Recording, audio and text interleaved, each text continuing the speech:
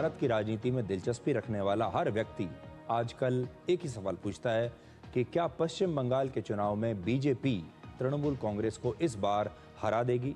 क्या इस बार ममता बनर्जी हार जाएंगी? पश्चिम बंगाल में अगले हफ्ते 23 अप्रैल और फिर 29 अप्रैल को 2 फेज में वोटिंग होगी। लेकिन वोटिंग से पहले आज हम कुछ आंकड़ों और गणित के आधार पर आपको बताएंगे कि कैसे इस बार बीजेपी पश्चिम बंगाल में जीत के सबसे करीब है अपने इतिहास में। इस बार पश्चिम बंगाल के चुनाव में बड़ा उलटफेर देखने को मिल सकता है। अगर मैं आपको कुछ आंकड़े दिखाऊं तो शायद आपको भी यही लगेगा। तो सबसे पहले यह देखिए कि 2021 के पिछले विधानसभा चुनाव में बीजेपी और तृणमूल कांग्रेस को कितने कितने वोट मिले थे। 2021 के विधानसभा चुनाव में टीएमसी को लगभग 2 करोड़ 89 लाख वोट मिले और बीजेपी को 2 करोड़ 29 लाख वोट मिले। यानी तृणमूल कांग्रेस और बीजेपी के बीच लगभग 60 लाख वोटों का अंतर था। बीजेपी 60 लाख वोटों से हारी थी, पूरे सारे वोटों की गिनती करें तो। लेकिन इस बार जो स्पेशल इंटेंसिव रिवीजन हुआ, जिसे आप एसआईआर कहते हैं, उसकी वजह से अब तक लगभग 91 लाख वोटर्स के नाम वोटर लिस्ट से कट चुके हैं। 91 लाख। ममता बनर्जी लगातार आरोप लगा रही हैं कि एसआईआर में ज्यादातर उनके ही वोटर्स के नाम काटे गए हैं। ममता बनर्जी क्यों इतनी लगातार परेशान हो रही हैं? वो एसआईआर को रोकने की इतनी कोशिश क्यों कर रही हैं? कभी आपने सोचा है?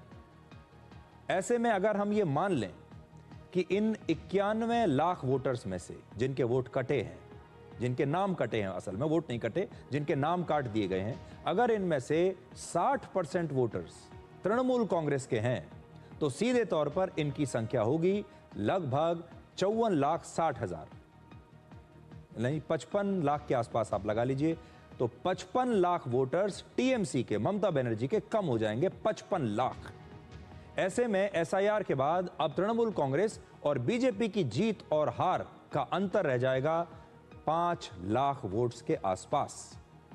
जैसा मैंने आपको बताया, पिछली बार 60 लाख वोट से बीजेपी हारी थी और इस बार अगर आप देखेंगे तो जो 91 लाख वोट कम हुए हैं, अगर उसमें से हम मान लें कि 60% अगर टीएमसी के हैं तो सीधे सीधे 55 लाख वोट कम हो गए। अब अंतर बचा सिर्फ 5 लाख वोट का, और पश्चिम बंगाल जैसे राज्य में 5 लाख वोट कुछ नहीं है। इसलिए इस चुनाव में बीजेपी की जीत की संभावना बहुत ज्यादा बढ़ गई है और इसकी भी 4 वजहें हैं। पहला, एसआईआर की वजह से मुर्शिदाबाद, उत्तर 24 परगना जैसे जिलों में ज्यादा वोटर्स के नाम कटे हैं। इन इलाकों में ज्यादा नाम कटे हैं और इन जिलों में ज्यादातर तृणमूल कांग्रेस के पुराने परंपरागत वोटर्स हैं, तो इन इलाकों पर ज्यादा असर पड़ा है। दूसरा, ममता बनर्जी पिछले 15 वर्षों से पश्चिम बंगाल के मुख्यमंत्री हैं और अब उनके खिलाफ भी राज्य में एक एंटी इनकम्बेंसी है।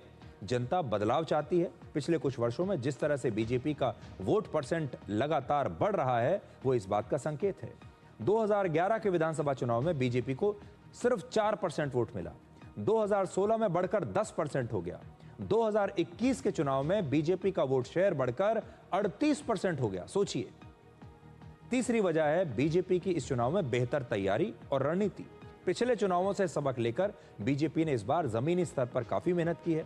जिन सीटों पर बेहद कम वोटों से बीजेपी चुनाव हार गई थी, कम अंतर से, वहां पर खास ध्यान दिया है और पिछले चुनाव में बीजेपी लगभग 200 सीटों पर दूसरे नंबर पर रही। 200 सीट ऐसी थी। तृणमूल कांग्रेस से लोग अब थक चुके हैं और वो भी बदलाव चाहते हैं और ये बीजेपी की जीत की चौथी वजह बन सकती है। अब आप पश्चिम बंगाल के इस नक्शे को देखिए। कूच बिहार, मालदा, मुर्शिदाबाद, उत्तर 24 परगना, उत्तर और दक्षिण दिनाजपुर और नादिया जैसे जिले बांग्लादेश की सीमा से बहुत मिलते जुलते हैं। बीजेपी का आरोप है कि इन्हीं जिलों में सबसे ज्यादा बांग्लादेशी घुसपैठिए रहते हैं।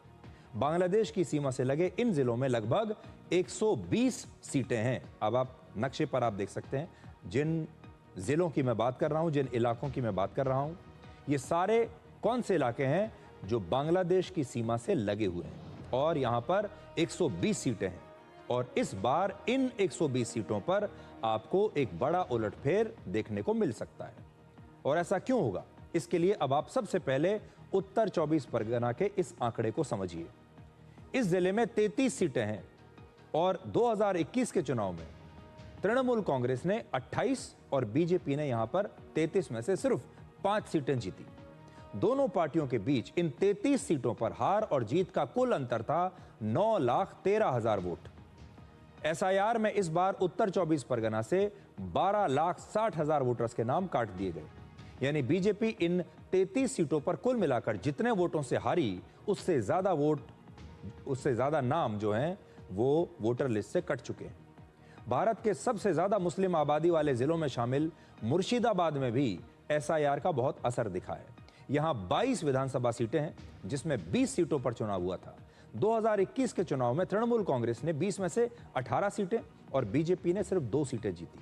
सभी 18 सीटों पर दोनों पार्टियों के बीच जीत और हार का कुल अंतर था 12 लाख वोट। एसआईआर में इस जिले में भी कुल मिलाकर 7,48,000 नाम कट गए हैं। मालदा जिला भी बांग्लादेश की सीमा पर है और यहां भी 12 विधानसभा सीटें हैं। 2021 के चुनाव में तृणमूल कांग्रेस ने 8 सीटें और बीजेपी ने 4 सीटें जीती। इन सभी 12 सीटों पर दोनों पार्टियों के बीच हार और जीत का अंतर था 5 लाख वोट। और एसआईआर में इस जिले में भी इस बार 4,59,000 नाम कट चुके हैं। यानी जितने वोट से बीजेपी इस जिले में चुनाव हारी, लगभग उतने ही वोटर्स के नाम एसआईआर में कट गए हैं। इन 3 जिलों में कुल मिलाकर 67 सीटें हैं। तृणमूल कांग्रेस ने यहां 67 में से 56 सीटें जीती थी, बीजेपी ने सिर्फ 11 जीती थी। लेकिन इस बार जिस तरह से एसआईआर में इन जिलों में फर्जी वोटर्स के नाम कटे हैं, ऐसे में इन 67 सीटों पर नतीजे आपको इस बार काफी चौंका सकते हैं। इसलिए बड़ी बात यह है कि हो सकता है कि पिछले चुनाव में बड़ी संख्या में ऐसे वोटर्स ने अपने वोट डाले होंगे जो कि अवैध वोटर्स थे, जो बांग्लादेश से आए हुए थे या जो इस देश के वोटर्स थे ही नहीं। बड़ी संख्या में, लाखों की संख्या में ऐसे लोगों ने वोट डाले। जैसा कि मैंने आपको बताया कि 91 लाख लोगों के नाम इस बार काट दिए गए। ये 91 लाख लोग कौन हैं? ये लोग वही तो हैं जिनके बारे में कुछ पता नहीं चल रहा। ये कहां के हैं, कहां रहते हैं, इनके मकान कहां हैं। और ये 91 लाख जो वोट हैं, यही किसी भी पार्टी को जिताते हैं या हराते हैं। और इसीलिए जो मैंने आपको कहा, पिछली बार बीजेपी 60 लाख वोटों से हारी थी और इस बार 91 लाख वोटर्स के जो नाम कटे हैं, जो अवैध वोटर्स थे, उससे बीजेपी इस बार पश्चिम बंगाल में बहुत करीब आ गई है, बहुत नजदीक आ गई है ममता बनर्जी को हराने के। इसलिए ये चुनाव बहुत ही दिलचस्प होने वाला है। और इस चुनाव में जो आंकड़े, जो गणित आज हमने आपको दिखाया है, मैं मुद्दों की तो आज बात ही नहीं कर रहा, सिर्फ आंकड़े आपको दिखा रहा हूं, वोटिंग पैटर्न आपको दिखा रहा हूं। और अगर ये आंकड़ा जो हम बता रहे हैं ये सही साबित हुआ, तो फिर आपको पश्चिम बंगाल में कुछ और ही नतीजा इस बार देखने को मिल सकता है।